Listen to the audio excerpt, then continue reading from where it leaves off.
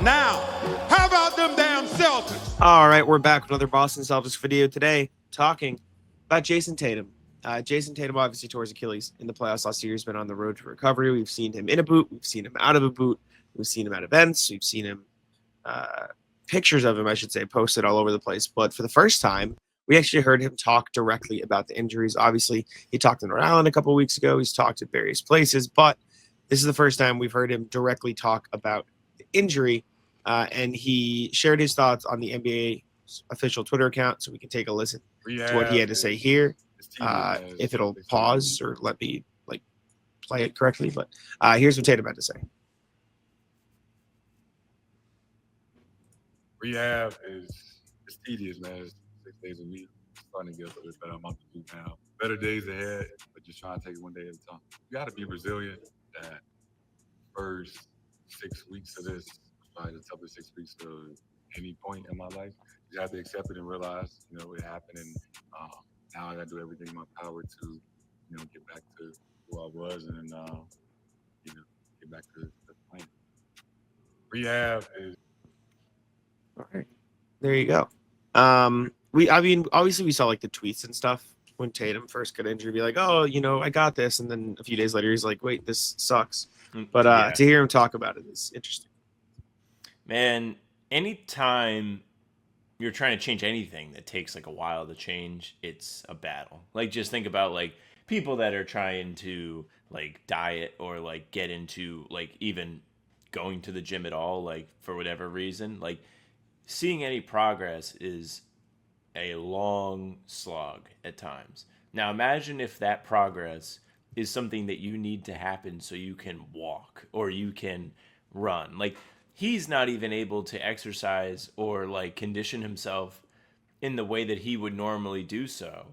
So that's an additional factor in all of this where he's not only not able to function normally, but also can't even he in the back of his head he's losing basketball abilities. He's probably freaking out that he's man, I can't train, I can't practice, I can't get better.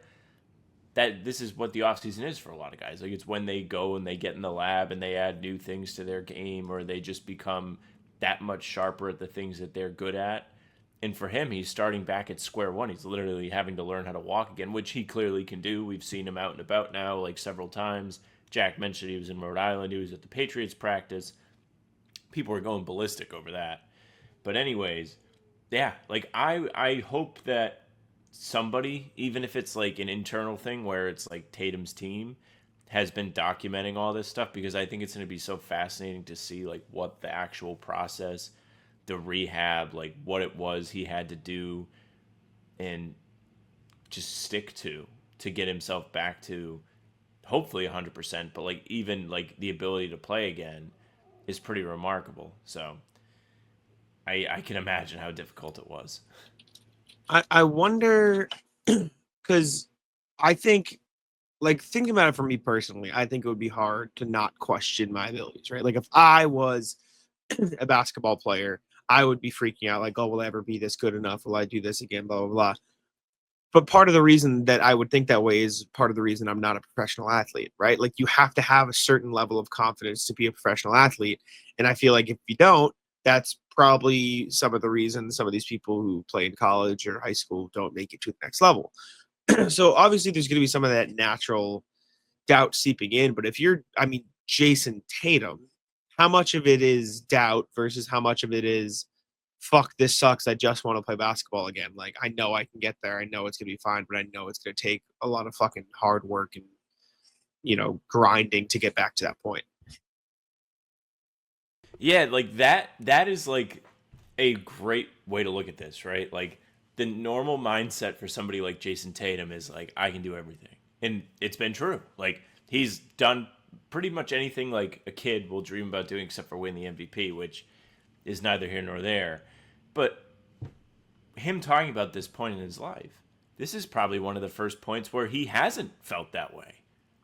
He's oh shit, I can't walk. I can't dunk the ball. My right leg is noticeably skinnier than my left leg. There's so many different things that actually might have doubt creeping into his head for the first time in who knows how long. And that's another big storyline in this. I'm glad you brought it up. It's terrifying. Like, Yeah. regular people like us can get hurt. Like, I have routines. Like, I am a runner. I run all the time, but I've been hurt to the point where I can't do it. Like, I get tendonitis or whatever. It's not a torn Achilles. Certainly isn't. But when I can't do the thing, I start to flip out. So I can only imagine what, like, that's his entire life. That's his job. That's how he has set his family up for generational wealth. And he can't do it. It's got to be terrifying. Yeah, it's got to be a weird feeling, but like I said, like I feel like athletes are, especially Jayson Tatum, confident in themselves no matter what. So I feel like it's just a matter of getting back to the point and going from there. But hearing him talk about it is interesting insight. Like hearing about how difficult it is. I mean, obviously we can imagine, but it's to hear it from the horse's mouth is another thing. I don't know. I still don't think we'll see him this season. I still think the Celtics will probably err on the side of caution. Because really, what's the point, right? Like, why, risk it? Why risk bringing Jayson Tatum back early and having him get hurt again? Because the only worst case scenario at this point is you bring him back too early and he hurts it again. Like that is the only worst case scenario. That is literally the only thing you have to avoid if you are the Celtics. Like this year, you need to just scrap and understand that is the only bad thing that can happen from this point out. There is no other bad, like the only, like outside of obviously like, oh, it doesn't recover and he can never play again. But like that's just not how we've seen Achilles come like to fruition. There's also a part of this where it's like, if he comes back, like he might not be good for a little bit. Like it's going to take a little bit of time to get his sea legs back and get used to the speed of the game. So that's another negative that could come along with this. If he doesn't play this season, he's got an entire summer to kind of get in like NBA level runs, playing pickup with guys in open gyms. Like there's plenty of things in the offseason players do to stay sharp, and he can do that, and it'll get him more on track to be ready for coming back rather than just having to be thrown into a mid-March, April, whatever time you think he's going to come back. God forbid a playoff game. I think that would be like one of the worst possible ones. It'd be a bad idea. Like for sure. Just think about, like, I remember when Paul George had that horrific injury with Team USA like 10 years ago, and he missed almost the entire season for the Pacers, and he came back and he wasn't very good in the last, like, I don't know, I think he played like 7 games or something in the 2015 season or whatever year it was. I don't remember exactly. Yeah. And like, was it pointless? Maybe. It's a different injury, and like once it's healed, it's healed. At the same time, like with Tatum, there's just, I don't know, there's no purpose for it. Like you've said it. Like what is the best thing that happens if he comes back? Like, what is your ceiling for the team? Like he's not going to be the guy that moves the needle that much if he comes back in the middle of the season. I just don't see that happening. Yeah, I don't think it should happen. But let us know what you guys think. Let us know what you thought of the Tatum video. Let's see if take it out. Yeah, thank you very much for listening and watching. Make sure you subscribe, leave a like, comment. Tell us how you're feeling this lovely August day. You can subscribe to the channel. We are here every single day. Full pods drop Tuesday, Thursday, Sunday.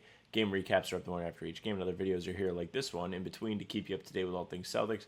You can find the two of us on Spotify and Apple too. All pods and recaps are there. So if you just want those followed, they'll go right to your feed. Leave a 5-star review. We'd appreciate that very, very much. You can email us, hbtcpod@gmail.com, or read them every single time we record a podcast, so get them in. You can find us on socials at How About Them C's for Twitter, Instagram, and TikTok. Facebook's the name of the podcast. All streams are there. They're on YouTube. They're on Twitter. Jack's Twitter's Jackson NBA. Mine's at Sam LaFrance NBA. That's it for us. Tic-tac-toe.